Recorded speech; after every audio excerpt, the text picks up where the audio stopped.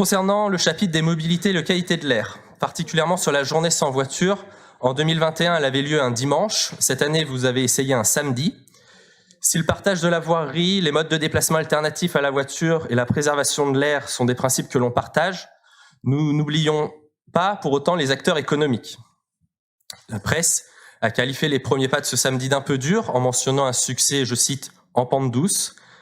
Nous avons rencontré des commerçants, ils se disent soucieux, certains étaient révoltés. Pour beaucoup de commerçants, la journée sans voiture était la journée sans clients.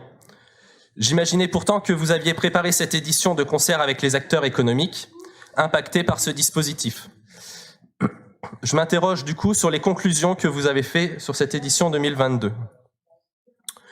Sur les mobilités, toujours, il est difficile de ne pas aborder les difficultés de circulation en ville actuellement.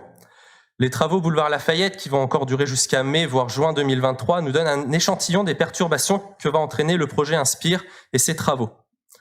Notre position n'est pas nouvelle. Il n'est pas question de refaire le débat métropolitain ici. Nous l'avons à plusieurs reprises exprimé au sein du Conseil métro et en dehors de cette Assemblée.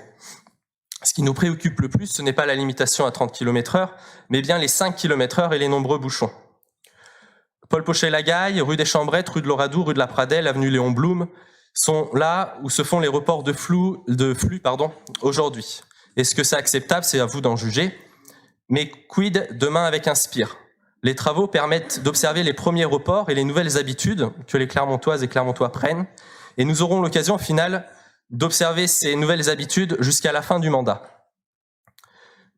Mais je pense qu'aujourd'hui, on peut s'accorder sur un engagement sur ces reports de flux, pas devant les écoles pour la sécurité de nos enfants. Aujourd'hui, nous n'y sommes pas et nous attendons des modifications significatives afin de s'en assurer. Sur le thème « Espace public, apaisé et mieux partagé », il y a un article qui s'intitule « Des moyens renforcés pour la sécurité des Clermontois » où vous faites mention de la police municipale.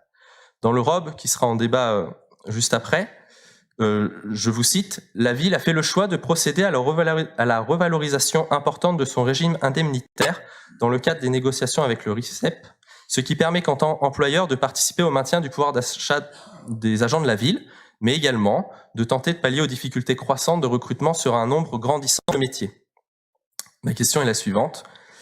Pourquoi ne pas soutenir ainsi le pouvoir d'achat des policiers municipaux de notre ville ? Et qu'est-ce qui pourrait également résoudre les problèmes de recrutement que vous rencontrez dans ce service?